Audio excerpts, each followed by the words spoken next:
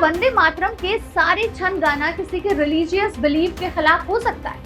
मेरा point of view है कि यहाँ पे काफ़ी रिलीजन के लोग रहते हैं, मजहब के लोग रहते हैं जो एक गॉड में विश्वास करते हैं, single God, not many God's. और वंदे मातरम के जो स्टैंजा है वो वंदना करते हैं मेनी गॉड्स। आप पढ़ेंगे उसको तो आपको पता चलेगा। क्या शर्मिला टैगोर के स्टेटमेंट पर कंगना रनौत का रिएक्शन जस्टिफाई है?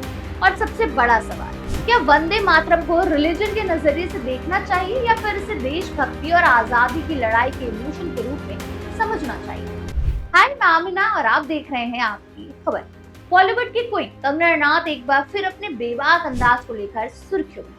अब आप सोच रहे होंगे कि कंगना तो हमेशा सुर्खियों में रहती है, कभी सीजेपी को लेकर, कभी बाबा रामदेव को लेकर, तो कभी किसी और को लेकर, लेकिन इस बार वो सुर्खियों में है शर्मिला टैगोर की वजह से। कंगना अपनी एक्टिंग और फिल्म के साथ साथ हर बड़े मुद्दे पर खुलकर ओपिनियन रखने के लिए भी जानी जाती है, और जब किसी कंट्रोवर्शियल टॉपिक पर उनकी एंट्री हो जाए तो डिबेट और भी गर्म हो जाती है। जी हाँ, इस बार मुद्दा है वंदे मातरम का, जिसे लेकर देश में पहले से ही चर्चा और कंट्रोवर्सी चल रही है। डिबेट इस बात पर हो रही है कि वंदे मातरम के पहले दो छंद के बाद वाले हिस्से को गाने को लेकर कुछ लोगों के रिलीजियस कंसर्न्स हैं।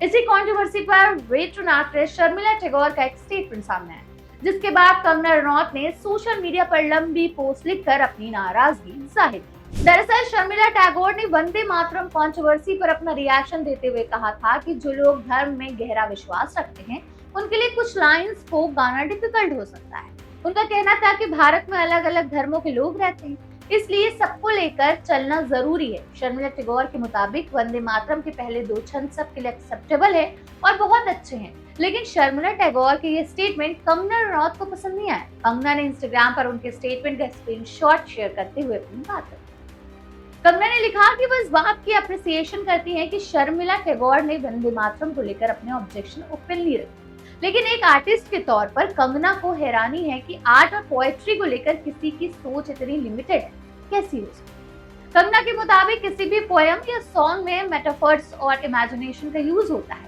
एक पोएट अपने इमोशंस और मैसेज को पावरफुल बनाने के लिए अलग अलग सिंबल्स और कंपैरिजंस को सहारा देते हैं। इसलिए किसी कविता को सिर्फ लिटरल मीनिंग में देखना उसके आर्टिस्टिक एसेंस को समझने में लिमिटेशन पैदा कर सकता है।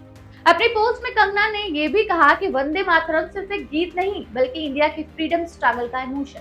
उनके मुताबिक बंकिम चंद्र चट्टोपाध्याय ने इस रचना के जरिए देश और लोगों के अंदर की पावर और स्ट्रेंथ को जगाने की कोशिश की। कंगना ने सवाल उठाया कि ये ग्रेट पीस ऑफ आर्ट और पोएट्री को सिर्फ रिलीजियस रिचुअल्स या रिलीजियस आइडेंटिटी के एंगल से कैसे देखा जा सकता है। इसके बाद कंगना ने स्वामी विवेकानंद की एक बात का रेफरेंस भी दिया। उन्होंने समझाने की कोशिश की कि जब विवेकानंद स्ट्रॉन्ग बॉडी, स्टील जैसी बोन्स और बिजली जैसे एनर्जी की बात करते थे तो वो लिटरली किसी वेदर रिपोर्ट या फिजिकल डिस्क्रिप्शन की बात नहीं कर रहे थे। वो यूथ के अंदर पावर, कॉन्फिडेंस और इनर स्ट्रेंथ जगाने की बात कर रहे थे।